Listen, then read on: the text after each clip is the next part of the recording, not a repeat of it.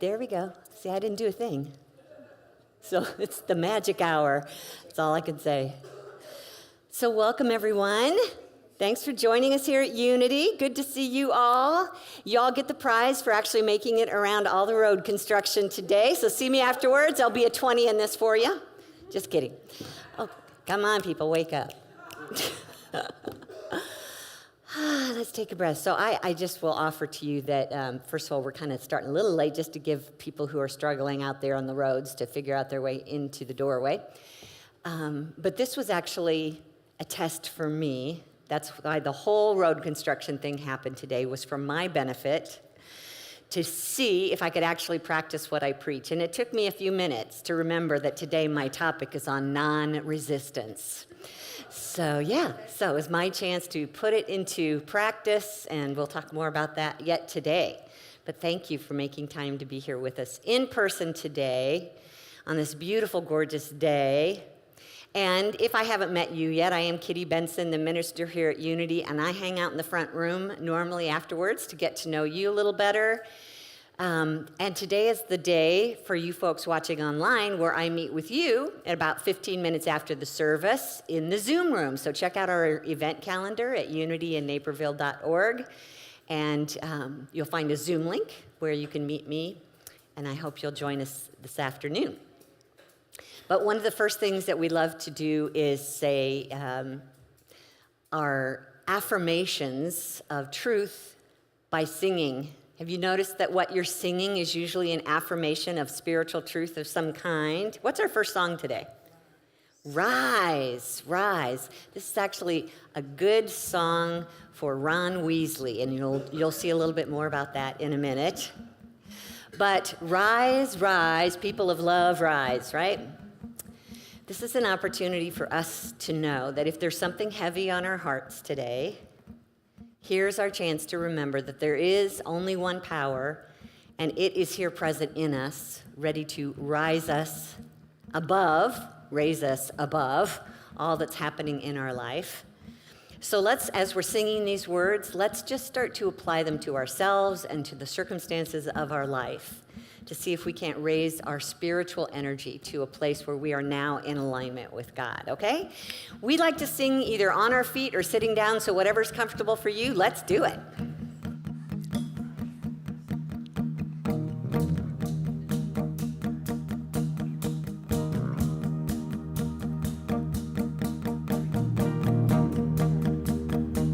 Good morning, everyone.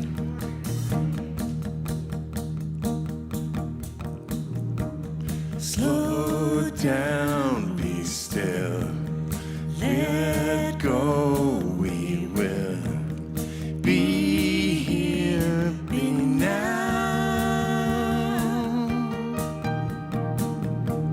Slow down, be still, breathe in, refill, be here, be now. Choose to love and to know that the call is to give all you are, to give love away, away.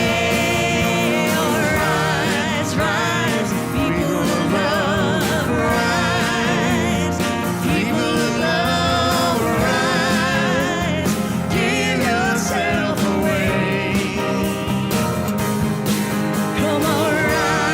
Rise, people of love, rise, people of love, rise, give yourself away, give yourself away.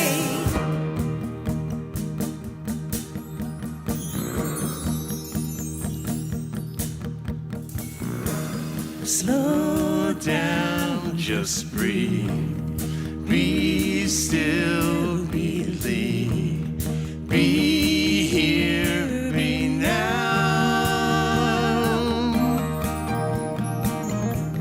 Slow down and see, it's all you need. Be loved and free. If you choose to love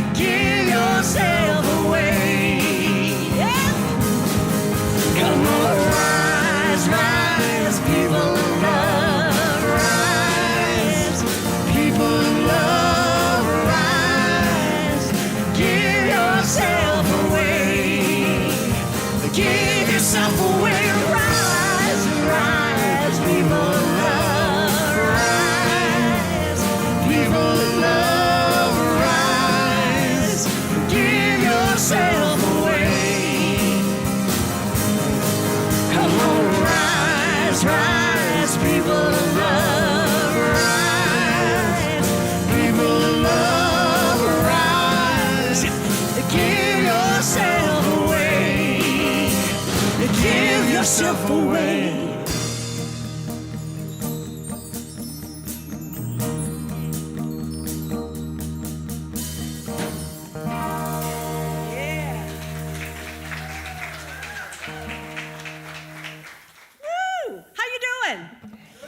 Yeah, did you get outside? Yes. I know you went on a long bike ride. Very nice. I admire anyone who will jump on their bicycle and ride 17 miles. That's impressive, my friend. That is impressive. My friend and I went to the Chicago Botanical Gardens. And I thought the cicadas were pretty big, but it comes out like only for 2 days. This giant moth, beautiful in the butterfly sanctuary. It's like the size of both my hands together. It was beautiful. Whoa. Yeah. Kevin, are you all set for us? You're all set, Okay, well, yes. can we continue singing? Let's sing of this one love that binds us together. Woo.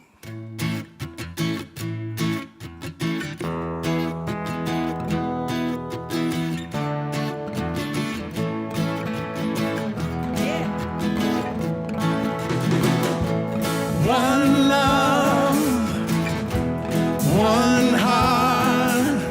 Let's get together and feel alright. One love, one heart. Let's get together and feel alright. Everybody, one love. One heart, let's get together and feel alright. One love, one heart, let's get together and feel alright. People get ready. People get ready, there's a train a-coming. Don't need no baggage, you just get on board. All you need is faith to hear the diesels humming. Don't need no ticket, you just thank the Lord. One love, one heart. Let's get together and feel alright, everybody. One love, one heart. Let's get together and feel alright. People get ready, there's a train a-coming. Don't need no baggage, you just get on board. All you need is faith to hear the diesels humming. You don't need no ticket, you just thank the Lord. One love, one heart. Let's get together and feel alright. One love, one heart. Let's get together and feel alright. Let's take it up. One love, one heart. Let's get together and feel alright, everybody. One love, one heart. Let's get together and feel alright. Let's get together. Let's get together and feel alright. Let's get together and feel. Woo! Are you feeling all right this morning? Let me hear you. Are you feeling all right? Oh, let's feel all right.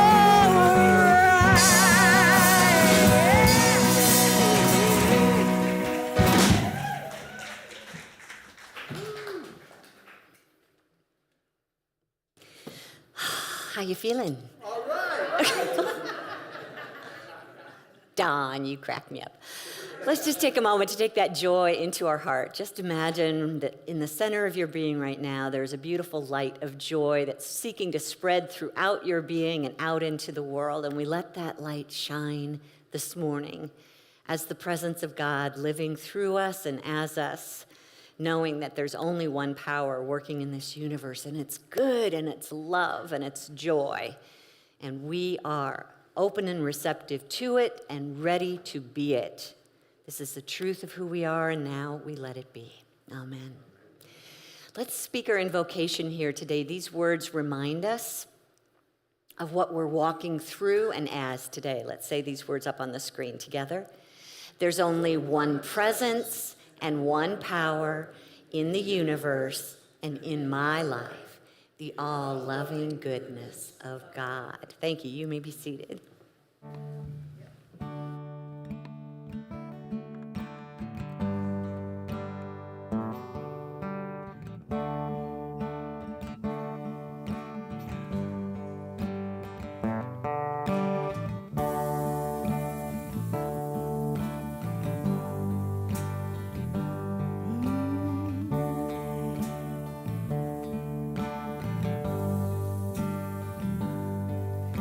Spirit, we are beautiful.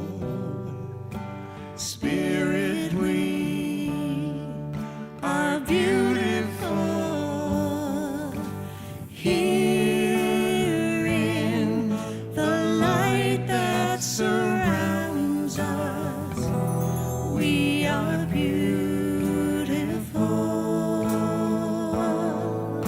Spirit, are powerful. Spirit, we are powerful. Trusting in the mind that guides us, we are powerful. Yes, Spirit, we are bountiful. Spirit, we are bountiful. Thank you for the life that sustains us. We are bountiful.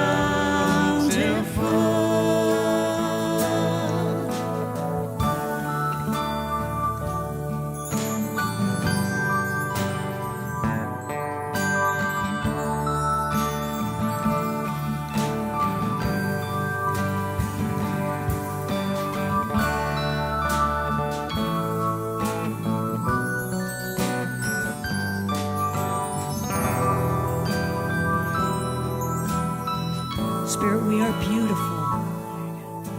Spirit, we are beautiful. Spirit, we are beautiful. Here in the light that surrounds us, we are beautiful. We are powerful. In spirit, we are powerful. Spirit, we are powerful. Trusting in the mind that guides us, we are powerful. And Spirit, we are bountiful. Spirit, we are bountiful. Thank you for the life that sustains us. We are bountiful.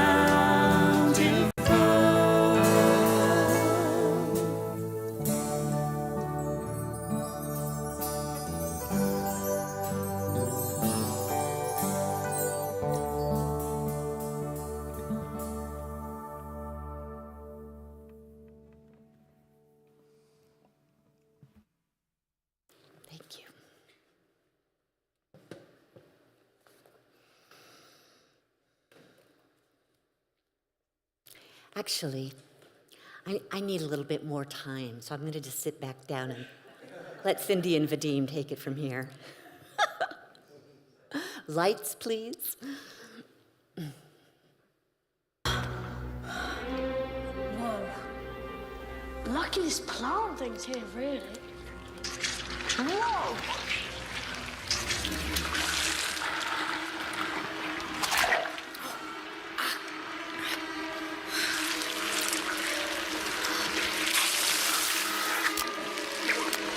Stop moving, both of you. This is Devil's Snare. You have to relax. If you don't, it'll only kill you faster. Kill us faster? Oh, now I can relax. Hermione!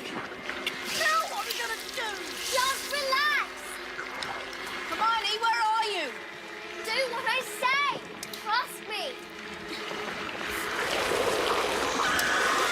Harry! You're okay. Yeah, I'm fine. He's not relaxing, is he? Apparently not. We've got to do something. What? I remember reading something in herbology. Devil snare. It's deadly fun, but will sulk in the sun. That's it. Devil snare hates sunlight.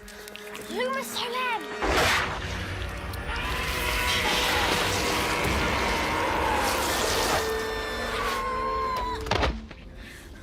Ron, you okay? Yeah. Okay. Whew. Lucky we didn't panic.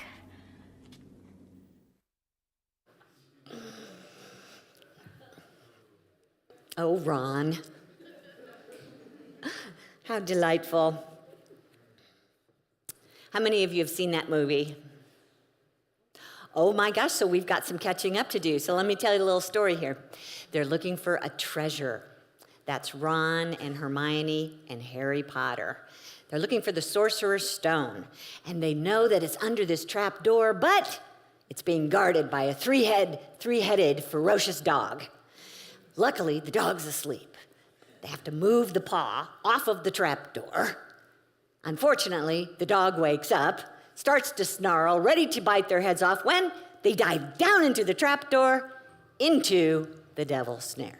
From the frying pan into the fire, from one fear to another. And of course, it's our natural instinct when we land in devil's snare to push back, to resist, to fight, to struggle. Luckily for them, Hermione knew what it was. Relax, it'll only kill you quicker if you struggle. So she relaxes, Harry relaxes. They are safe and released. Ron is another story. Ron is the one that's still screaming, panicking, not relaxing, until Hermione remembers the light. She brings out the light, dissolves the snare, and everybody leaves happily ever after. Well, for a minute or two. So I gotta say that it's actually very contradictory when we're facing struggles in our life, like devil's snare, to relax. Would you agree? Yeah, it feels counterintuitive to relax when we're facing something like that. But what if instead of it being counterintuitive, that it's just contradicting what our ego, what our subconscious has learned over time? It's actually very intuitive to listen to the idea of relaxing when we're facing something that's threatening us. But that subconscious of ours has been working overtime to teach us how to struggle in the face of difficulty. Most of the spiritual principles that we talk about here at Unity may seem counterintuitive to the ego, but we're here today to remind ourselves that it's because we are not human, and that our response to the troubles of the human being has to come from our spiritual perspective. So that's what we're here to do today. We're going to be talking for the next few weeks about the power of non-resistance. I'm guessing some of you want to leave now, which is a form of resistance, just by the way. But if we look at Harry Potter's story here, it's a great metaphysical interpretation for our own life. Give me an example of what the devil's snare might be in your life. Worry? What about? What kind of things feel like a threat to us? Meeting the boss. Illness. Time. Traffic. Money.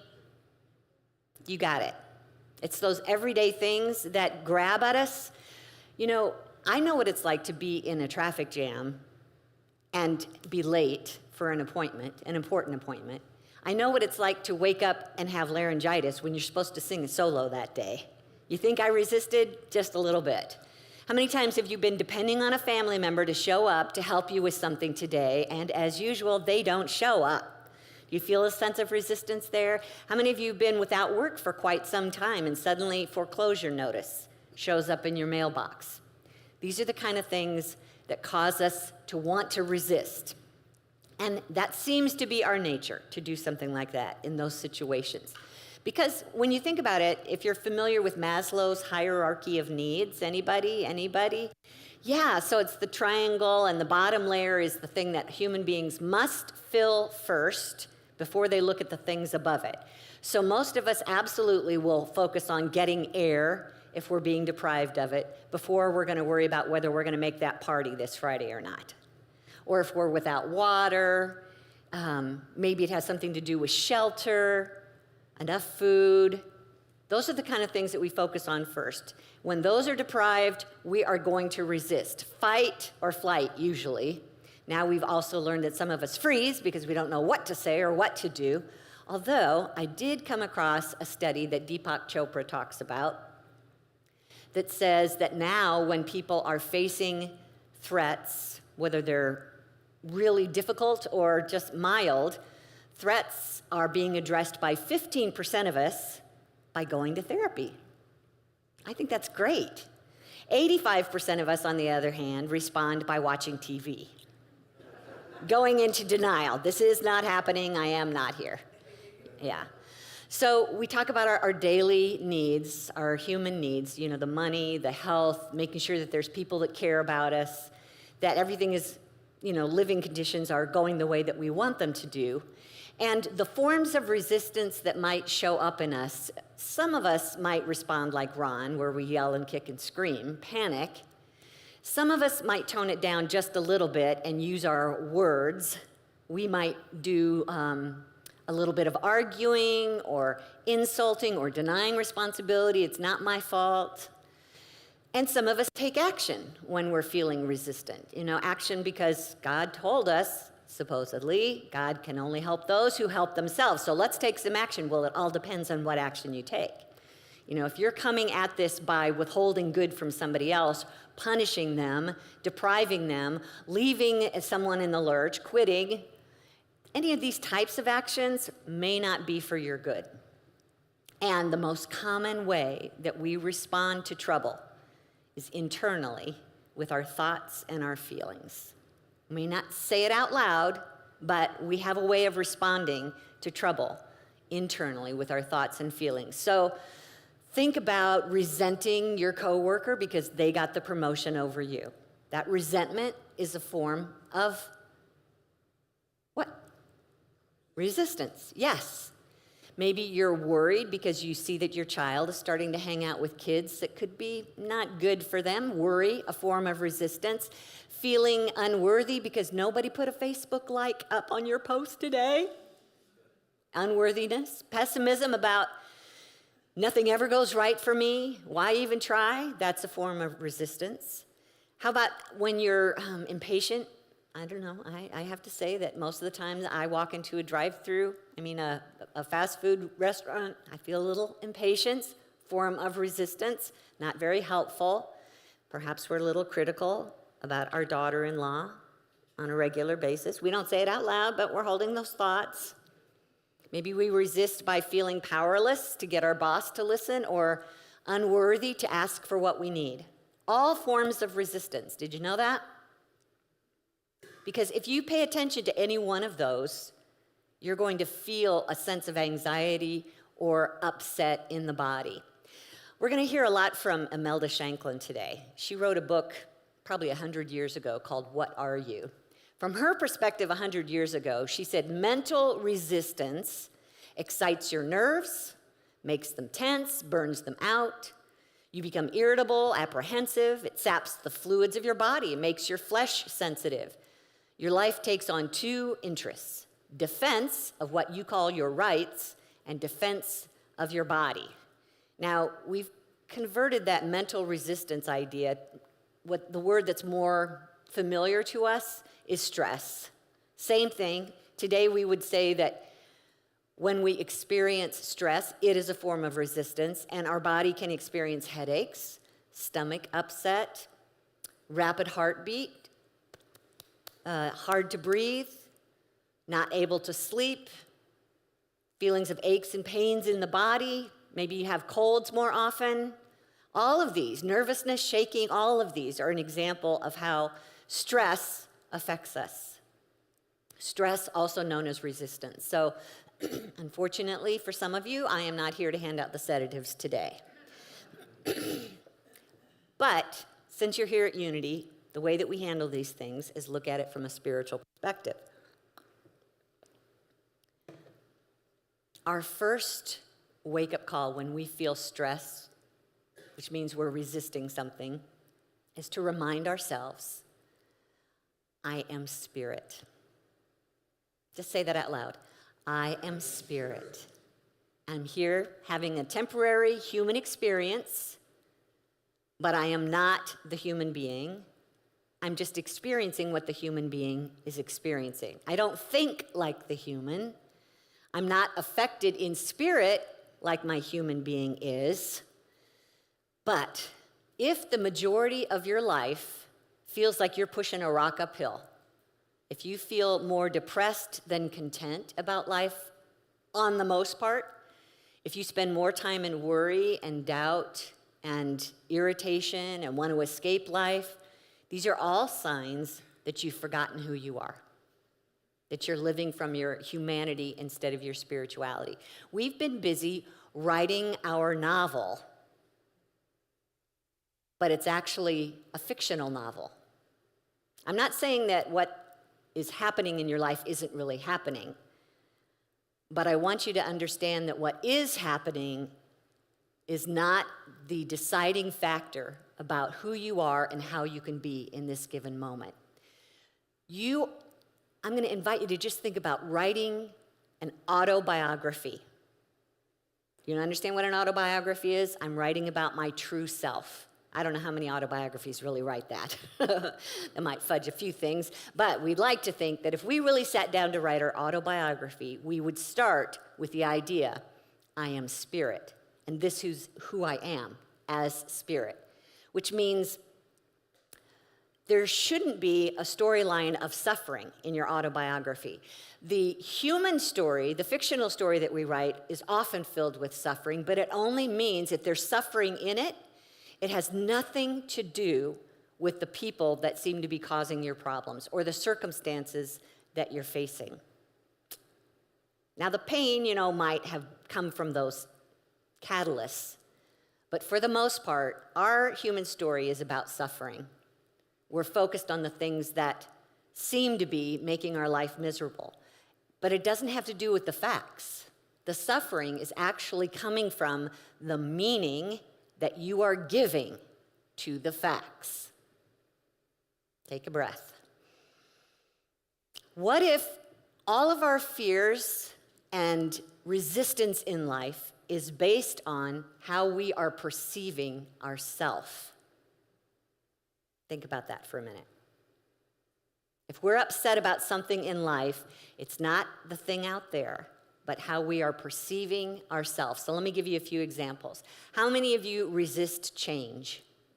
Everybody should be putting your hand up right now. Most of us resist change. We can suffer over it for, weeks and years and months before it happens, knowing that it's coming. But it has nothing to do with the fact that change will kill us. Anybody here been killed by change? No. But we do suffer when we face change if we believe that we are not able to go through it successfully. If we believe we're going to be a failure at this, we don't know how to get through it, that's when the suffering comes on. And that has to do with how we see ourselves. Some of us have been through a divorce, maybe even years ago, and we're still talking about it and we're still suffering from it. Not because we can't get through it on our own. We've proved that we're already living on our own and we're not dead yet, but it's because we believe that we must not be lovable or worthy to be loved and may never find love again. It's a perception about ourselves. Some of us are facing aging. Well, face it, you're all facing aging, just so you know. Let me just tell you right now, everybody's aging. Some of us feel like we're getting towards the end of the spectrum and resisting it, usually because we are watching television and we're seeing all the drug ads that tell you if you have this, that, and the other, and they always show old people. So it's not about the fact that we're not going to live a happy life as we're aging. It's because we believe that we will be limited, that we won't have someone to help us, that we won't get through this without a whole lot of pain. That's a perception about ourselves. Are you starting to see this, where our resistance is self-inflicted? Some of us resist asking for what we want, not because that person is not going to give me what I need, because we haven't even asked yet, but it's because we believe that we're not worthy of speaking up and having our needs met. Our thoughts, our needs aren't as important as other people's, and so it creates that sense of resistance. So just start tapping in here into your heart and seeing where you might be resisting. Is it really because of out there, or is it about how we are perceiving out there? We're going to talk some more. Our life up to this point could very easily have been based on, the decisions that we're making could have been based on these fictional stories that we've been telling about our life all along. And if that's our case, I'm here to remind you that that divine law that's always working, that's meant to provide for our good, is working against us. Not because the law says, I'm going to teach you a lesson, but simply because it's who we are being. And the law can only do one thing: respond in like kind. Those thoughts and feelings that we're holding in our mind, respond in like kind, because that's the way that the universe responds. So if we're telling the story to ourselves and to others that the world is out to get us for whatever reason, this is an opportunity for us to begin radiating at that energy. So think about it. Do you know what it feels like to be a failure? Anybody know what it feels like to be a failure? Okay, when you are in that emotion of failure and helplessness and victimhood, you are sending out a signal specific to failure. And the universe can only respond with circumstances that support you being a failure. So let me just share, here's some ways that we resist what we're sending out, what we're writing in our story. When we feel powerless, unworthy, unlovable, just notice if any of these hit home: stupid, undeserving, insecure, weak, poor. Any of those forms of resistance are activating the law to say, okay, let me show you a mirror. Yes, you evidently will have what it is that you are holding in your consciousness. That's why Jesus tried to warn us from Matthew 16. He says, I will give you the keys of the kingdom of heaven. Whatever you bind on earth will be bound in heaven. Whatever you loose on earth will be loosed in heaven. So we're talking about our stories based in fear, remembering that any fear we hold about anything is actually a form of belief. And as Jesus said up here on the screen, let it be done to you as you believe. That's the divine law. And most of these human stories that we're telling are based in error beliefs.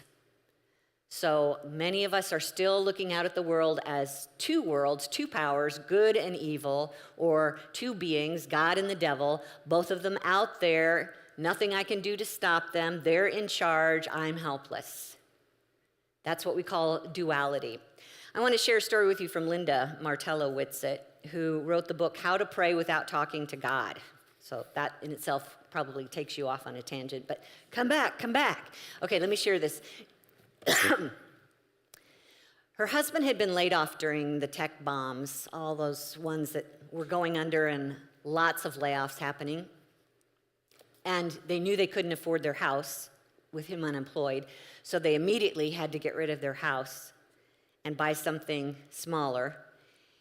And not long after that, she was fired from her job as a minister in training because they were asking her to do something that she felt was unethical. And besides that, their son was now being deployed in the first-in troops to Iraq. All happening pretty much at the same time in their life. She was resisting, as you can imagine. She was feeling helpless. She was feeling a victim. And here's what she says. At the convergence of these events, I was given the gift of a spiritual counseling session from a highly regarded professional, eager for some support. I walked in, sat down, and started spewing all my woes, crying, worrying, wanting someone to say, poor baby. Instead, I was slapped across the face, spiritually speaking, when the counselor remarked, so you don't really believe there's only one presence and one power. You don't really believe that you are divine and therefore able to walk through the uncertainties of this time in confidence. You don't really believe that you and your son are divine love, inseparable whether he's in Iraq or off the planet. Instead of running away, form of resistance, instead of running away as I felt inclined to do, I remained rooted to my seat. Instead of receiving the counselor's words as an attack, resistance, I swiftly shifted into alignment with the truth he was illuminating. I sat up, I wiped the tears away from my cheeks and whispered, thank you. I left that session prepared to seek my next rightful place of service and to practice oneness in meditation twice a day in front of a photograph of my son. I promise if you come to spiritual counseling, I won't do that to you. I think he probably took license because he knew she was a minister. And she would kind of get what he was saying. But the point of this is, either we live the truth that we know, which is our fifth principle, or we go home and watch TV. The fact that you're sitting here today makes me think that you are open and receptive to finding ways to express from your spirit instead of your ego. Trusting the true principles that we talk about here every week.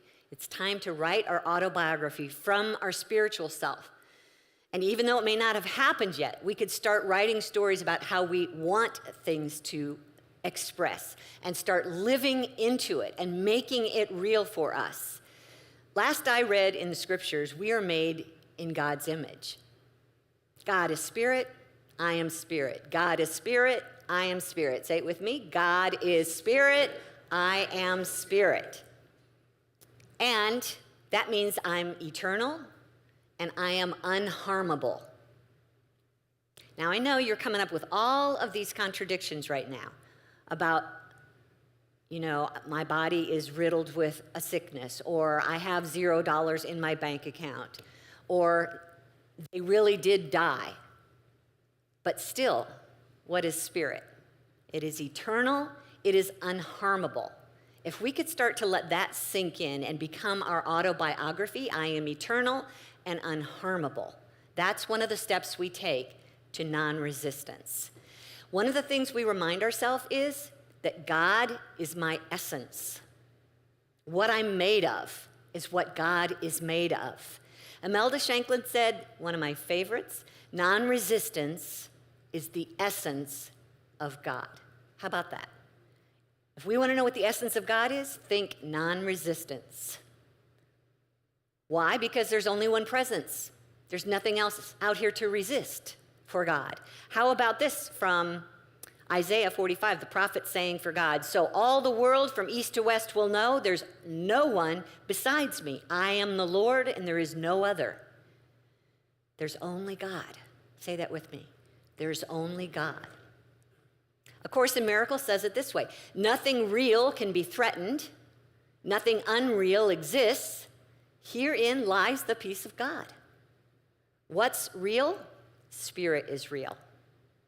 Unreal, when they say unreal, we're talking about the temporary. We're talking about the relative. We're talking about things that depend on other things for their existence. They are not of power. They're simply expressing in the moment as we give them power, as we see them to be true. So it's up to us. How does God see the situation versus how do I see the situation? Trust in this moment that there's nothing to fear and there's nothing to push against. There's only God. Say that with me. There's only God. Is God taking offense when we forget to pray, when we forget to say thank you, God? Not at all. God can't take offense. That's a human reaction based on a human belief. We get our feelings hurt as human beings because we believe that they have power to hold our good from us. Does God respond that way? No. God is only present in its fullness. So this one power, this infinite expression that's always here is not out there, it's in here. And when we're writing our autobiography, this is a chance for us to consider all the powers of God in us. We talk about 12 in particular, and we're going to talk about 3 today that help us overcome our resistance. And one of those is from the power of elimination. If there was anything ever to let go of, it would be resistance. We have the power to say no to that which does not serve us, to let go, to release anything within those human stories that make us feel like we're less than. When we start to hear ourselves complaining or feeling like a victim or helpless, that is our opportunity to say, I let this go, and I let God express in the middle of this. Release ourselves from the perception, I'm only human. Release ourselves. Actually, we really have bought into the idea that it's the material world that will help us. Release yourself from that attachment. It is not your help. Your help comes from spirit. And you can also release your fear that the material has the power to hold back your good, because that is not your source. Your source is always giving of itself and always giving good. So as we're writing this autobiography, I'm asking you to start living into this power. Letting go, we also want to live into the power of faith. Faith, one of our most important powers, is how we see things.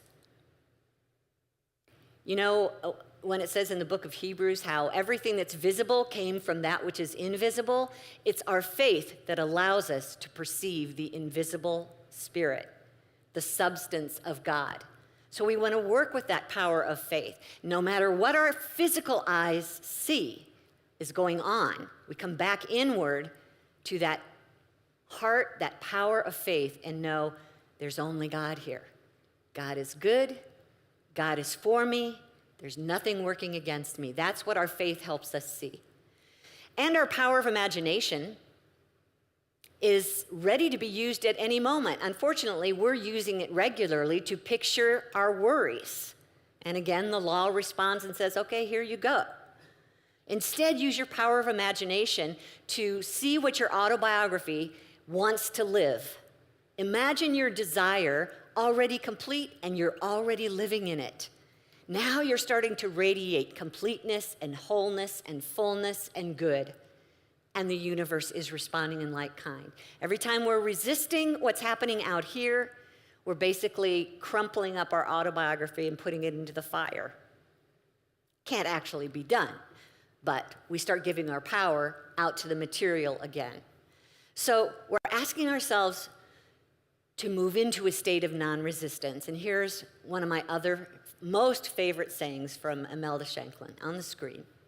Non-resistance commands omnipotence. Now, if you let that sink in, your head should explode. Non-resistance commands omnipotence. Can you see how that might work? When we think of omnipotence, we think of the one power, the power that's working for good. But in order for it to work for good, we actually can hold it back by resisting, or we can let go, let God, move into a sense of allowing, accepting, gratitude. When we're in that non-resistant consciousness, now omnipotence is free to work all of its infinite power for our good. You decide resistance, non-resistance. failure, blockage, inhibition, unlimited freedom. Which will it be? It's up to us. There's a point where Imelda Shanklin received a letter from someone who had basically lived a life of poverty, couldn't seem to get past it, followed them everywhere, and they were writing to Imelda, trying to figure out a way out. And that's a good example. When our entire life continues to be something limiting to us, it just means that we're radiating at that frequency, and we have to change channels. We have to change beliefs about ourselves and about the nature of God within us so that our channel rises to a higher frequency, and now we're one with God.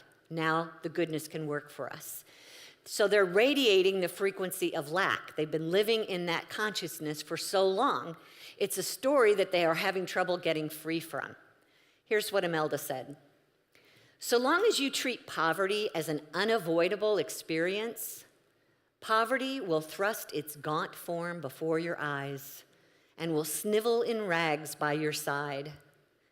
If you ask how you can become non-resistant to supply, in other words, welcoming supply, the answer is supply is a part of the universe. Why is that true? Why is supply a part of the universe? God is source. God is supply. God is substance. It's everywhere present. This universe is made of divine substance. So that supply is part of the universe. You are part of the universe. Why are you part of the universe? We've been saying it already here. I am spirit. And what is this universe? God expressing as spirit. So at the very foundation, I am one with this universe of spirit because I am spirit. She says the unity that prevails in the universe, there's only one presence, makes you and supply to be one. Yay! Can you see that? Did that make sense to you? That is amazing, but true. That is what we want to write in our autobiography. As a matter of fact, let's change this statement and put the word me in here. Let's go to this. All right, let's say that together. The unity that prevails in the universe makes me and supply to be one. Okay, now if we're facing illness, let's replace supply with life. Let's say this next one. The unity that prevails in the universe makes me and life to be one. And if we're in the face of confusion, can't make a good decision, let's replace it with intelligence. Together? The unity that prevails in the universe makes me and intelligence to be one. And if we are in the face of attack, we're feeling like a victim, or we're lonely, let's say this together with love. The unity that prevails in the universe makes me and love to be one. That means I am love. I am supply. I am intelligence. Do you see this? This is non-resistance when we can take on these attitudes. Whatever it is we think we need, we already are. Because God and I are one, there's only one spirit here, and I'm going to express whatever quality of God is needed in this moment. That's how we do affirmative prayer. We affirm those truths about God. That is writing your autobiography, the truth of who you are. So know that who you are is really the one presence, the Christ. It's God expressing uniquely as each one of us. That's who you are. That's who you write your autobiography about. We find all kinds of scripture that reminds us of this truth. Up here on the screen, that before we call, God's already answered. If we have a need, God knows our need before we even ask. If we think that God doesn't have time for us, we remember it's God's good pleasure to give us the kingdom. We say it here every week. Let's say it again. There's only one presence and one power in the universe and in our lives, the all-loving goodness of God. Listen to Hermione. Trust me. Just relax. Do you know why now? Do you know why she said that? Do you see how that's a spiritual principle? Trust the Christ within. Just relax. Take the walls down. Stop pushing against, proving to the universe that there is a barrier between you and your good. Trust me. Just relax. A Course in Miracles says, in my defenselessness lies my security. When somebody wants to accuse you of something that you know you didn't do, in your defenselessness. In other words, don't get all hot and bothered about it, screaming and shouting and pushing and resisting, but knowing the truth of who you are. They may not be your source of good in that moment, but Spirit is your ultimate and infinite source. It will supply for you in other ways. So our work here is to turn away from that which our ego wants to resist, knowing, as Jesus said, I and the Father are one. There's no separation. There's only God here. This is the truth of our story. And I'm asking you to write it in your consciousness day in and day out, moment by moment. There is nothing to resist here. There is only God. And as I give way to that, Spirit is free now. Omnipotence is free to provide for my good in the best way that it knows how. And how many of you know that Spirit knows how a whole lot better than our ego does? Yes? Yes. So we should be rushing to want to turn this over to our higher self, to take down the walls, let your arms down, relax, trust me, says God, and give way to that which is for our good, instead of that which we believe is trying to take our good from us. Let me finish with this quote from Ernest Holmes. If we would have the same faith in spiritual laws that we have in physical ones, our faith would be complete and miracles would happen every day because divine law is acting upon our beliefs.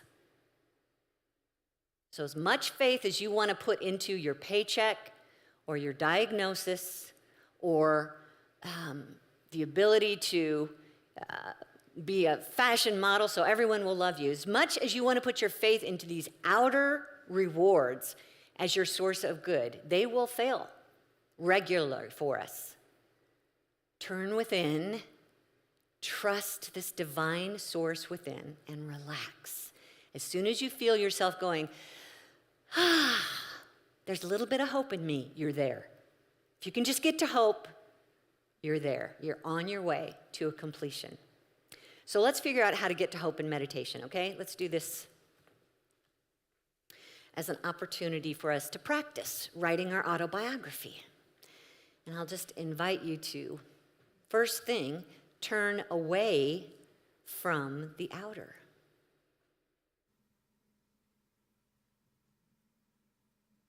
This conversation, this monologue that we just had might be bringing up something for you that you're thinking, oh no, this doesn't fit in the category. This should definitely be resisted. Just notice if that's you and what that thing is about. Ask yourself, what kind of meaning am I giving this situation? When you're facing a struggle in your life, what kind of meaning are you adding to this situation?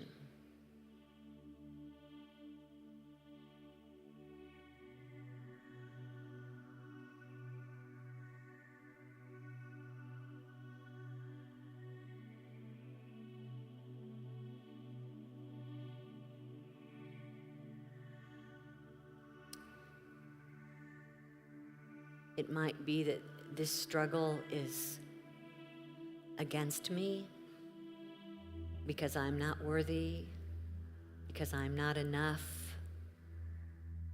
because I don't have enough.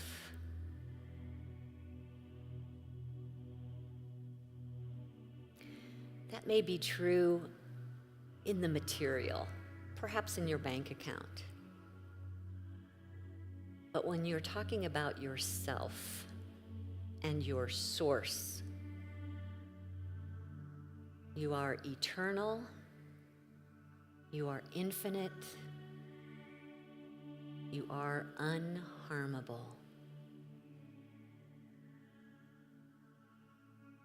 I am spirit.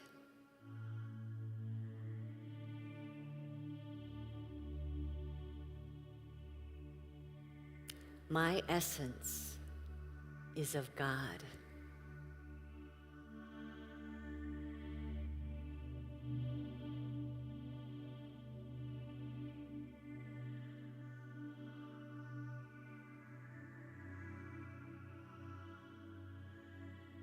I am an expression of the one presence,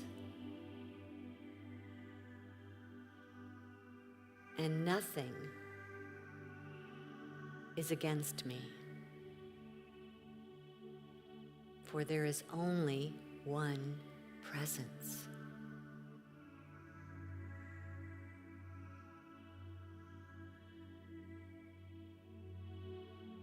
I stop writing my suffering fictional novel, and I start believing the truth.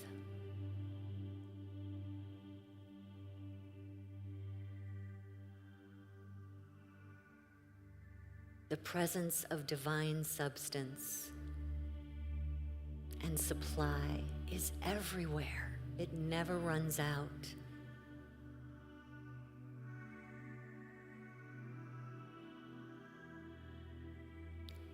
I will not talk, I will not give power to the idea of lack or limitation. For there is only divine supply.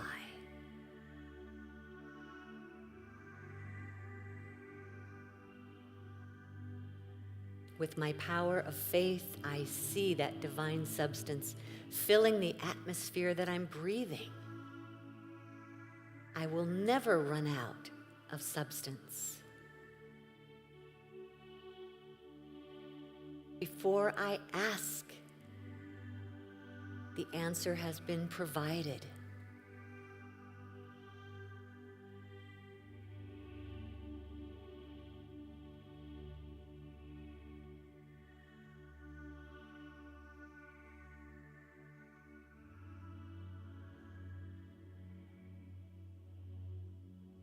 I will not talk or put my faith in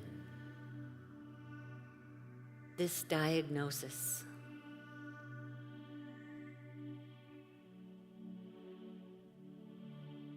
I am spirit. The essence of divine life is the nature of my being.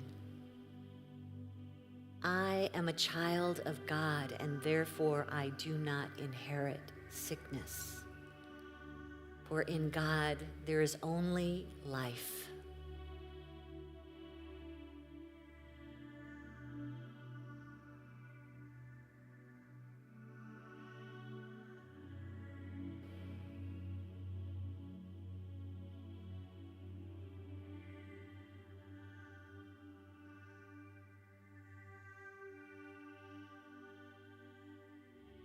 I will not talk about or give power to my worries, for these are not my worries. They may belong to the ego, but that is not who I am.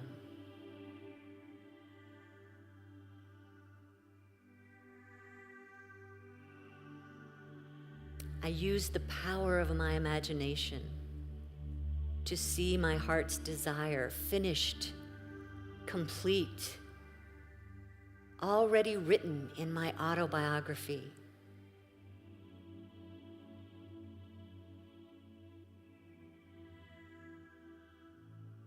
My mind is one with God mind. The answers I seek are already within me.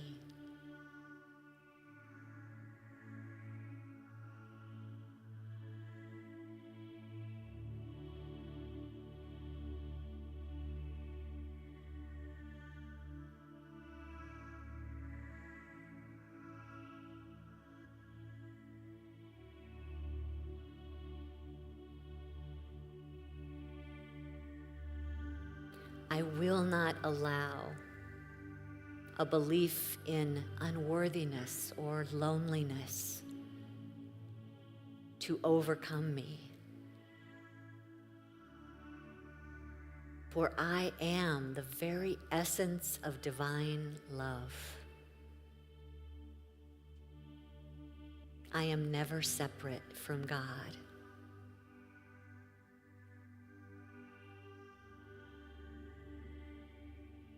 There is only good in me. And as I live from this goodness, I now choose to see only goodness in the world around me, to accept all beings as they are, without judgment, without resistance, simply allowing each being to live from its own self while seeing their good. I am love.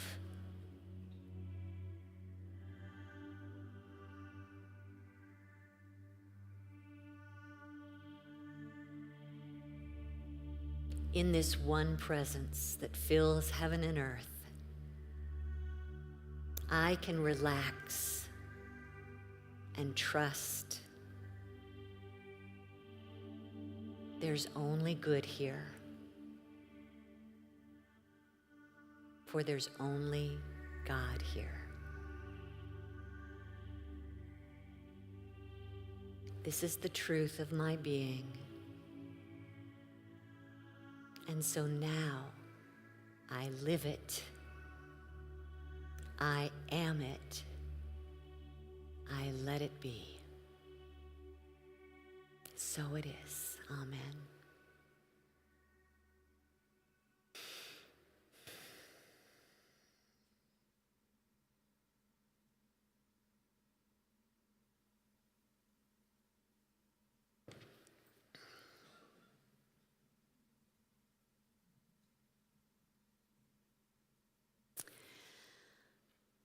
I encourage you to listen to that meditation again. It's a podcast on our website, usually up by Tuesday on our website, and then also just watch the live stream again and fast forward.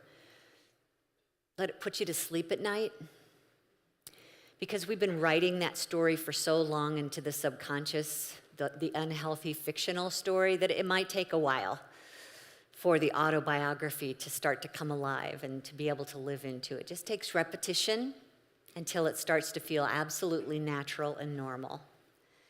And it will assist you in that energy of non-resistance. And then we'll talk some more about it next week, so hope you come back for another dose. We're at our stage in our service here where we share our tithes and our love offerings, which is just another opportunity to decide, am I going to resist this today? Or does it feel good? Can I get into an energy of feeling good? You know, Charles Fillmore would say, if you're worried about giving today, don't. It's not helpful. But if you can give from a place that says, God is my source and I am a channel for this source of good, then what you're doing is you're freeing that gift that you're giving to be God in expression. So thank you for that. We count on those of you watching us online, just as we do those who are here in the room, for your gifts. So if you want to do that, you can go to our website, unityinnaperville.org, and just click the donate button. Or if you'd like to write a check, send it to our P.O. Box, 9733 in Naperville, and the zip is 60567. And before any giving is done, let's say this blessing out loud together. Divine love through me blesses and multiplies all that I have, all that I give, and all that I receive. And I am grateful. Thank you. Ushers, will you come, please?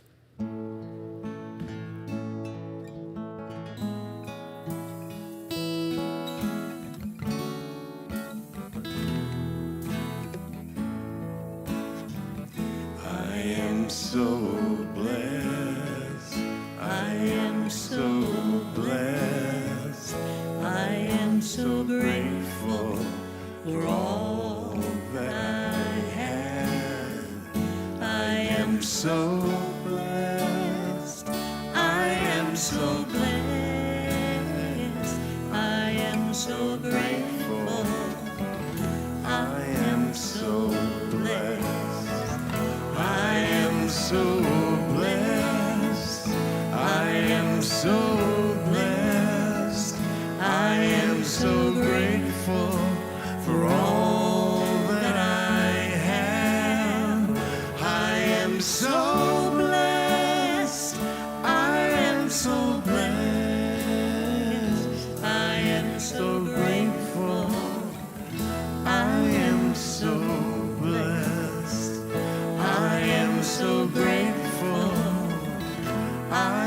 so blessed.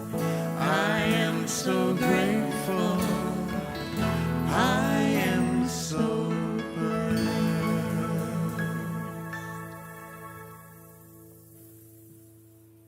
No, I'm not your announcer, but I do have two other things I want to share today. First of all, today's the last day that we're inviting you to participate in our season of intentional giving. So there's a brochure out there, and if Amanda is nearby, now Amanda, I'm going to ask you to swing out the door here in a minute and just have a handful of those brochures ready for people. So they're sitting on the counter over on the left side if you'd like to pick one up and fill it out. This is our opportunity to say, unity matters to me. It's my spiritual community, and I am committed to supporting it along with the rest of my community here. And here's what I'm ready to do this year. So our board members have probably been sharing with you that we've discovered it takes about $50 a person for 90 people to support unity in a year's time every week. If that's yours to do or more to do, thank you. And if it's not quite the amount that you can reach yet, then we just say thank you for whatever you can commit to on a regular basis. There's a way to do that so that it's automatically happening every week. That helps us as well. Even better, just do it once a month. But if you'll read the brochure, it tells you all about what we plan to do with your gifts this year. And we hope that we can have your support in this to make sure that we finish the year with this beautiful vision intact. So thank you for your help with that. And one of the things that we're doing now that we've got our new cafe is we're making Keurig machines available, and today's the day that we start inviting you to pay for your coffee for $1 per Keurig cup. And so if you get your Keurig cup from the hospitality desk right here to your left with your $1, or stop by the info table and buy a coffee club card where you get 6 Keurigs for $5. What a deal. Susan can help you with that over there if you'd like to be part of that. That's right. If you were at the annual meeting, you got your card already, so you're good for 6 cups. So thank you for that. And Cindy's our announcer. You want to come up and tell us what else is going on?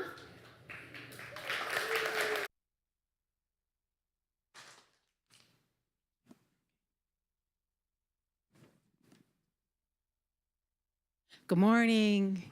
Hi, I'm Cindy Spees, and I'll be sharing announcements with you today.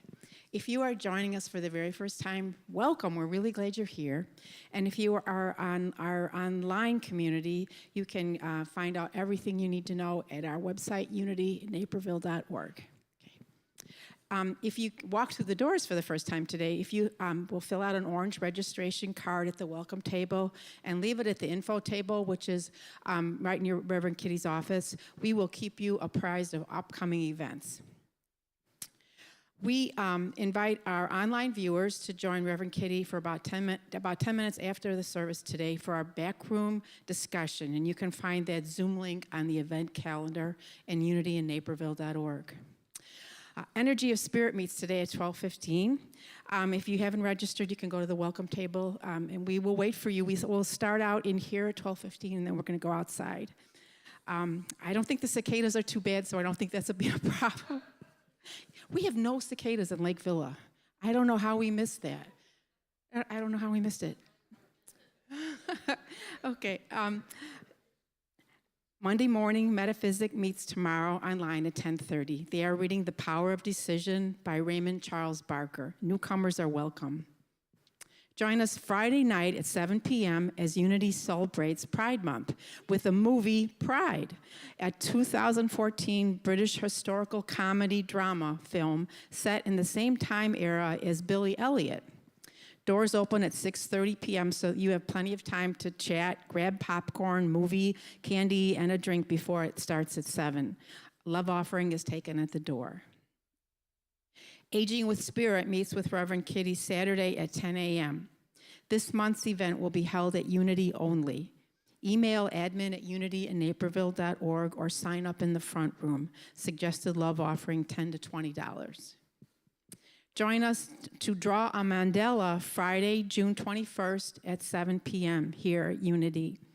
Drawing a mandala will calm you and give you some peace of mind. All supplies will be provided. Love offering $20 if registered by Wednesday, June 19th, $25 after June 19th. You can register at the info table or see the events calendar online. Save the date for Unity's Gals Spa Day, Saturday, June 29th, 10 a.m. to noon, and there are more to follow, and registration will be available online as well. Can you help provide refreshments after the service next Sunday? If so, please sign up in the front room. I'm not sure who our prayer chaplain is today. Steve is our chaplain. Our prayer chaplain can pray with you in the prayer room after the service. Or you can email your name and phone number to prayer@unityandnaperville.org, and a chaplain will contact you today by 1 p.m.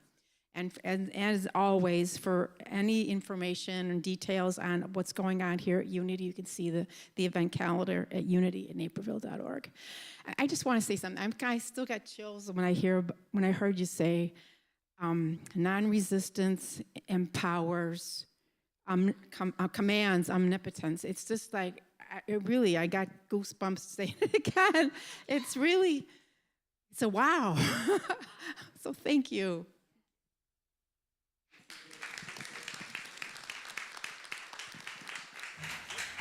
I invite you to stand as you're able for our closing song. Kevin, you ready?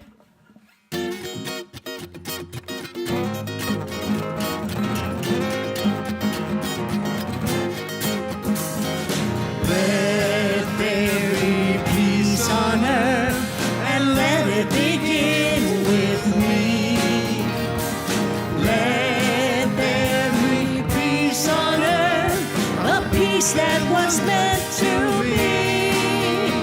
With God as creator, family all are we. Let us walk with each other in perfect harmony. Let peace begin with me. Let this be the moment now.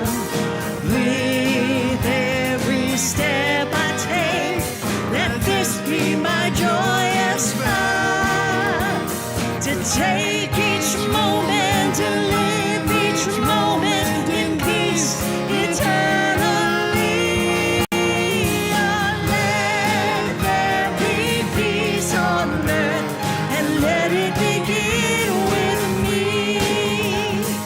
Let there be peace on earth, and let it begin with me.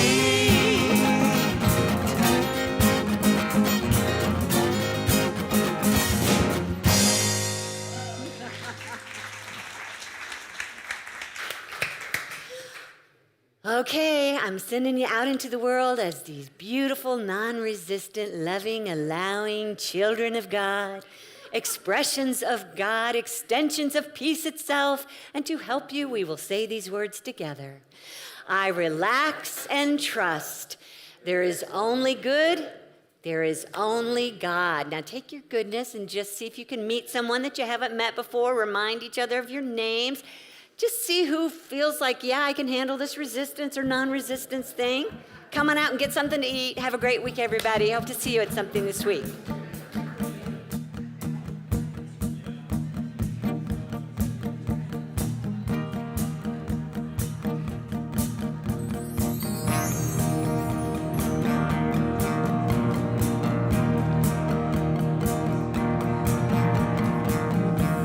Slow down, be still, let go, we will be here, be now.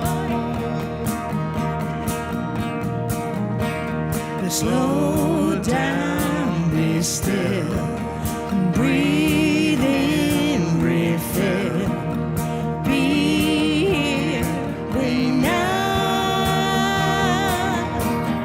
If you choose to love and to know that the call is to give all you are, to give love away, away. Your eyes, rise, people of love,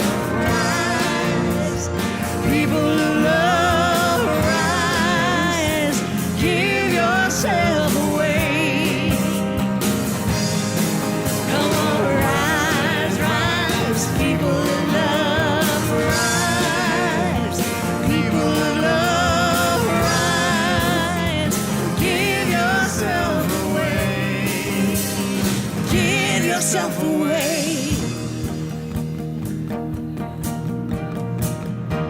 Online friends, thank you for being here.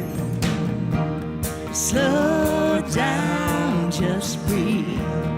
Be still, believe. Be here, be now. Slow down and see. It's all you need. Be loved and free.